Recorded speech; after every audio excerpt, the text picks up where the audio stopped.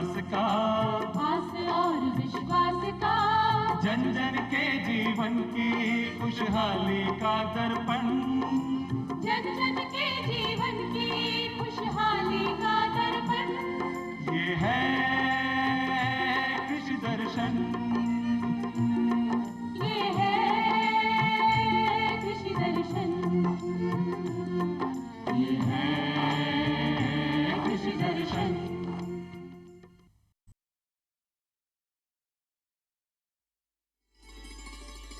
जैसा कि हम कार्यक्रम की शुरुआत में बातचीत कर रहे थे प्रधानमंत्री फसल बीमा योजना के बारे में। क्या है ये योजना?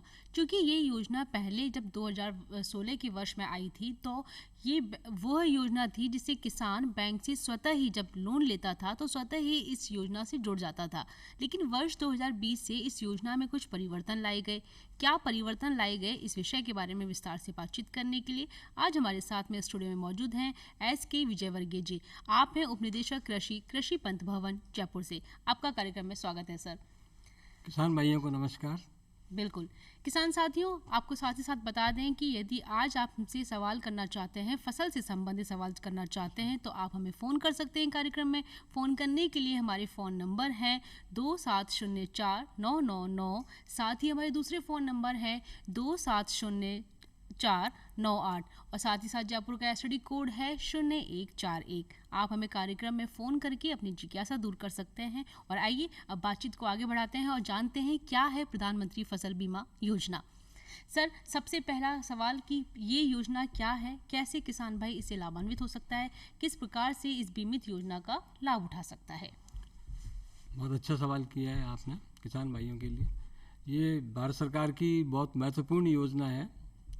इसमें किसानों की जब फसल बोता है और किसान की फसल प्राकृतिक आपदाओं से बहुत नुकसान उसमें आए दिन होता रहता है, मौसम परिवर्तन हो रहे हैं, तो किसान का नुकसान होने पर उसकी भरपाई कैसे हो, तो उसकी भरपाई के लिए मतलब उसको एक सहायता प्रदान मिल जाती है ताकि जिससे कि उसकी जो लागत आई है वो सब उसमें उसकी वापस उसको मिल जाए। उसके लिए प्रधानमंत्री फसल बीमा योजना भारत सरकार ने 2016 में शुरू की थी। इसमें करीब 20 से काफ़ी परिवर्तन किया गया है।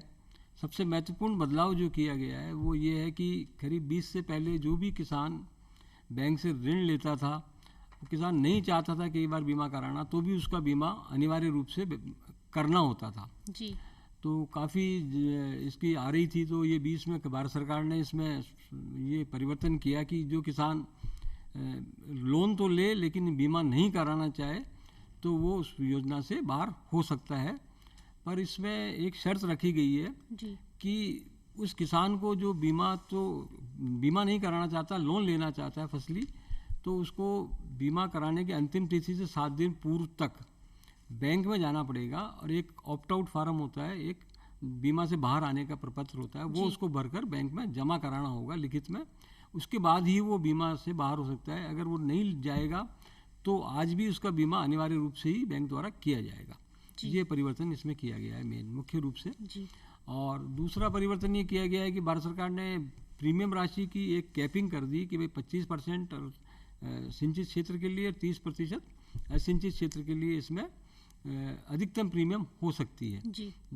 भारत सरकार इसी सीमा तक प्रीमियम में अनुदान देगी जी। ये इसमें 2 महत्वपूर्ण बदलाव किए गए थे। तीसरा ये किया गया था कि अगर राज्य सरकार सब्सिडी अनुदान नहीं देगी तो अगले वर्ष उसको बीमा योजना में भाग नहीं लेने दिया जाएगा राज्य को। किसानों से संबंधित नहीं है वो, लेकिन ये भी महत्वपूर्ण बदलाव है इसमें जी। यानी हम ये कह सकते हैं कि ये जो पहले योजना थी तो ये स्वतः ही किसान इससे जुड़ जाता था, लेकिन अब वो ऐच्छिक है। यदि किसान जुड़ना चाहे तो वो जुड़ सकता है, यदि वो नहीं जुड़ना चाहे तो वो नहीं जुड़ेगा, वो उसकी इच्छा के ऊपर। बिल्कुल सर। साथ साथ अब भी हम जानना चाहेंगे कि खरीफ फसल की कटाई का समय चल रहा है। अब जो किसान बीमित हैं वो इसे कैसे जुड़े हुए हैं, जो नहीं है बीमित इससे और नहीं होना चाहते हैं, उसका क्या प्रक्रिया है? किसान भाइयों, खरीफ की फसलों का बीमा तो 31 जुलाई तक ही खत्म हो गया था। जिन्होंने बीमा कराया है 31 जुलाई तक बीमा करा लिया होगा जी। वो किसानों की जिनकी फसल अभी कट रही है और खेत में रखी है जी। खेत में खड़ी है, बंडल में सुखाने के लिए रखी हुई है, तो इस योजना में प्रावधान किया गया है कि फसल कटने के 14 दिन तक अगर कोई प्राकृतिक आपदा हो जाती है, जैसे ओलावृष्टि हो जाए या बेमौसम बारिश हो जाए, जी तो उससे फसलों में खराबी होता है, तो ऐसी स्थिति में उसको 72 घंटे में बीमा कंपनी के टोल फ्री नंबर पर सूचित करना होगा। अगर वो टोल फ्री नंबर नहीं लग रहा है तो विभाग द्वारा इनके बीमा कंपनी के प्रतिनिधि हर तहसील स्तर पर और जिला कार्यालय में बैठाए हुए हैं, वहाँ आप उनको लिखित में दे सकता है। जी भारत सरकार ने एक ऐप बना दिया है जिस पे शिकायत दर्ज करा सकता है 72 घंटे में, और लिखित में भी वो ऑफिस में बैंक में भी दे सकता है। जी ये सब उसको व्यवस्था कर रखी है कि अपनी फसल में नुकसान होने की सूचना वो कैसे देगा। लेकिन सर मैं यहाँ एक जानकारी लेना चाहते हैं हम कि यदि फसल आपकी कट चुकी है और वो खेत में तैयार है, ठीक है, और अचानक जैसे कि आपने कहा प्राकृतिक आपदा आ जाए और यदि किसी किसान साथी का बीमा नहीं है, यदि वो फसल बीमा में नहीं है और वो इस बीमा का लाभ लेना चाहता है, तो उसकी क्या प्रक्रिया रहेगी? नहीं, इसमें यह है कि जो बीमा तो क्या है कि आपको पहले घटना होने के पहले कराना होता है, तो इसलिए भारत सरकार ने योजना में प्रावधान किया गया है कि 31 जुलाई तक ही वो बीमा करा सकता था। जी जो बीमा नहीं कराया है उनको इसमें लाभ नहीं मिल पाएगा। अच्छा, समय निर्धारित किया गया था कि आपको 31 जुलाई से आपको इस बीमा का लाभ मिल सकेगा। जुड़ना जरूरी है। जी अगर जो नहीं जुड़ेगा तो उनको उस योजना का लाभ नहीं मिल पाएगा, बाद में नहीं मिल पाएगा। जी, साथ ही साथ हम ये जानना चाहते हैं, हमारे किसान साथी ये जानना चाहते हैं कि ये जो योजना है प्रधानमंत्री फसल बीमा योजना, इसकी जानकारी से संबंधित सरकार की गतिविधियां क्या है? योजना का लोगों में, किसानों भाइयों में पूरी जानकारी नहीं होने से भी बहुत सारी समस्याएं आती है। हाँ, कई वंचित तो रह जाते वंचित हैं रह योजना जाते से। हैं कि बीमा नहीं करा पाते हैं। तो राज्य सरकार द्वारा, विभाग द्वारा पिछले 1 साल में काफ़ी ज़्यादा प्रचार प्रसार की गतिविधियां अपनाई गई। मुख्य रूप से एक ऐसा पंपलेट बनाया गया जो कि किसान स्वयं ही पढ़कर उसमें क्वेश्चन आंसर फॉर्म में प्रश्न उत्तर के किसान के जो प्रश्न होते हैं बीमा की जानकारी के लिए, वो प्रश्न भी दिया, उसके नीचे उत्तर भी दिया। तो उससे क्या है कि किसान स्वयं ही उसको पढ़ के भी अपनी पूरी जानकारी उससे प्राप्त कर सकता था। वो लीफलेट हमने प्रत्येक गांव में एक वैन कैंपेन चलाया, जो कि हर गांव में एक वैन जाती थी, वो आधा घंटा उस गांव में रुकती है। उसका पहले से ही शेड्यूल निर्धारित होता था कि भाई इस दिन इस गांव में वैन जाएगी। उस वैन में वो आधा घंटा ऑडियो भी चलता था, वीडियो भी चलता है, और लोगों को जानकारी करते, किसानों को इकट्ठा करते थे और लीफलेट पंपलेट ये बांटे गए उसमें। तो इससे काफ़ी योजना का जानकारी लोगों को, अब किसानों को होने लगी है। और इसके अलावा हमने वॉल पेंटिंग करवाई, पोस्टर होर्डिंग लगवाए, और अखबार में लगातार एडवर्टाइजमेंट वो आया, उससे भी मतलब कि क्या करना है, मुख्य मुख्य जो बातें योजना की वो उसमें दी गई। एक जैसा एडवर्टाइजमेंट छपवाया सभी बीमा कंपनियों ने की तरफ से।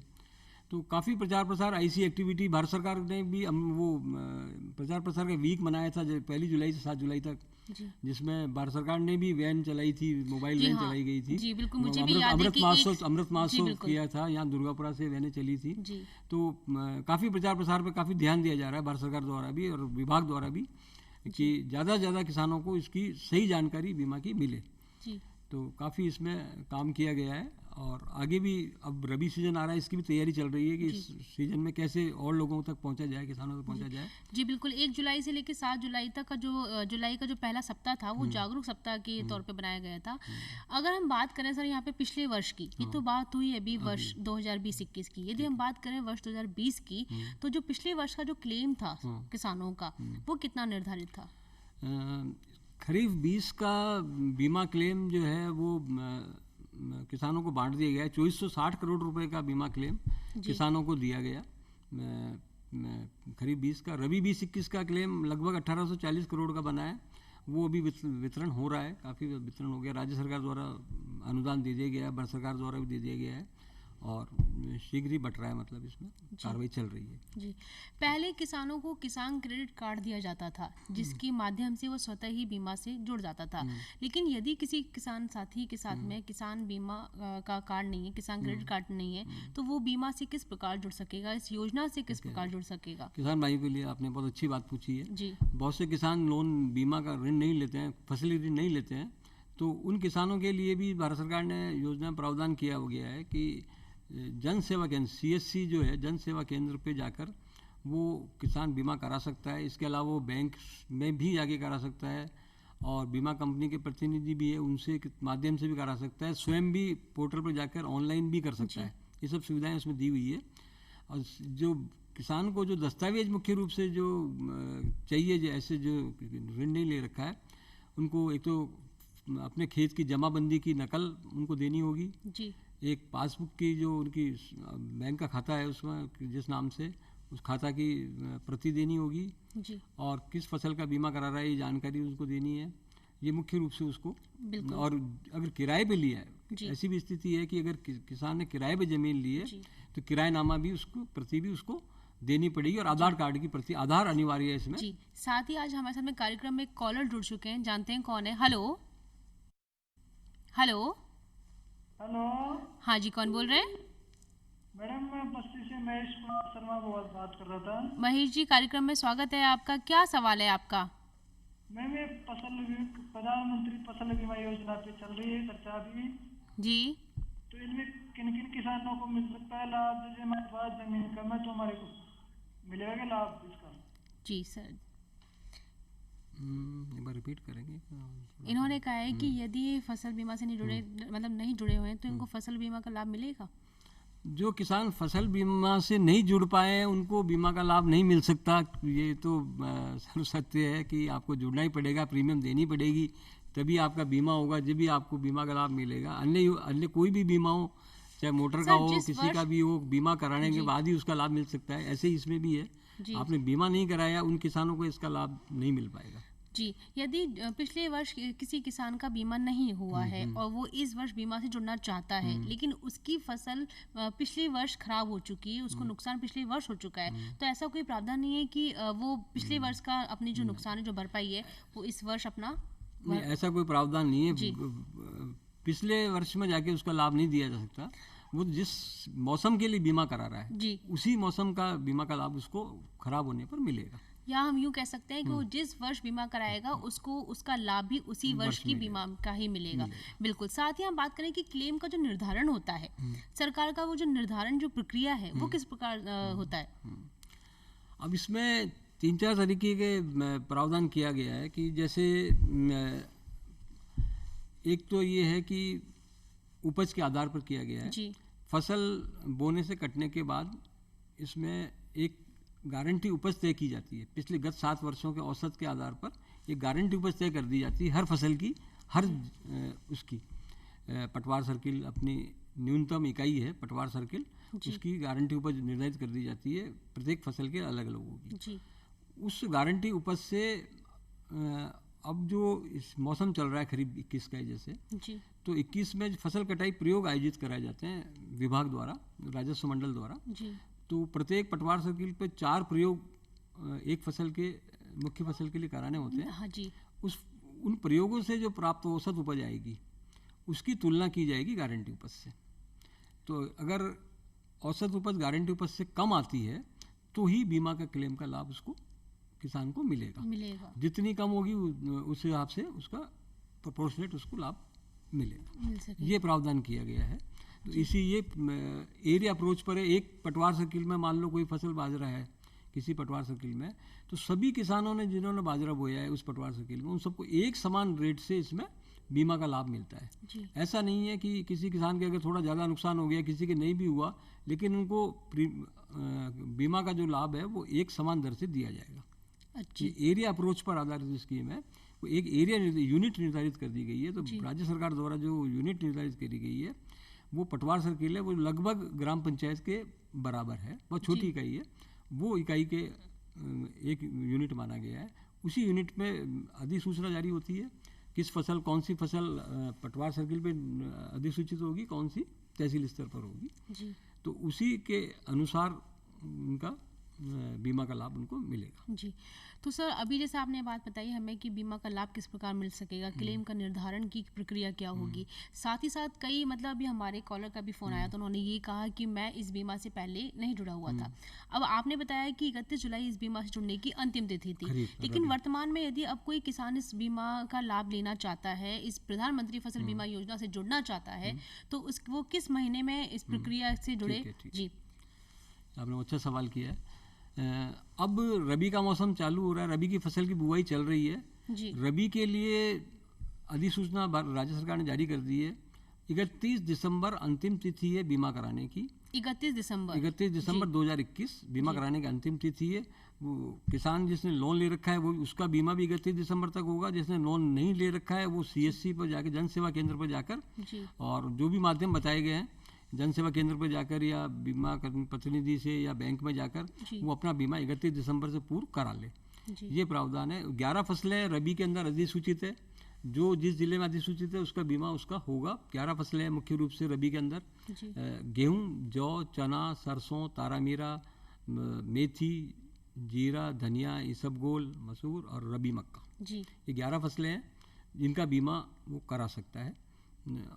जिस जिले में जो फसल होती है उसका हिसाब से अधिसूचना में दिया हुआ है।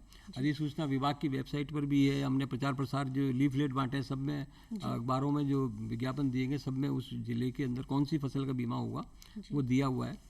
दूसरा ये है कि किसानों के लिए रबी के अंदर गेहूं, जौ, चना, सरसों और रबी मक्का, इन फसलों का तो केवल मात्र बीमित राशि का 1.5% ही प्रीमियम लिया जाएगा किसानों से। और जो जीरा है, धनिया है, इसबगोल है, मेथी, इसमें 5% वाणिज्यिक फसलें आती है, जी इनका 5% प्रीमियम किसानों से लिया जाएगा इसमें। जी बाकी जो भी प्रीमियम है वो राज्य सरकार, भारत सरकार द्वारा वहन किया जाता है जी। इसमें। तो विजय वर्गीय जी, आपने हमारे किसान साथियों को इतनी महत्वपूर्ण जानकारी से अवगत कराया। हमारे कार्यक्रम में आप आने के लिए आपका बहुत बहुत धन्यवाद। किसान साथियों, उम्मीद करते हैं कि आज का हमारे कार्यक्रम आपको बेहद पसंद आया होगा, क्योंकि हमारी ये उम्मीद रहती है कि हम आपके लिए जो जानकारी लेकर आएँ वो आपके लिए महत्वपूर्ण साबित हो। और यदि आपकी कोई जिज्ञासा है, यदि आप हमसे कोई सवाल करना चाहते हैं तो आप हमें पत्र लिख सकते हैं। पत्र लिखने के लिए हमारा पता है कृषि दर्शन, DD राजस्थान दूरदर्शन केंद्र, झालाना डुंगरी, जयपुर। तो इसी के साथ में हम आपसे लेते हैं इजाज़त। नमस्कार।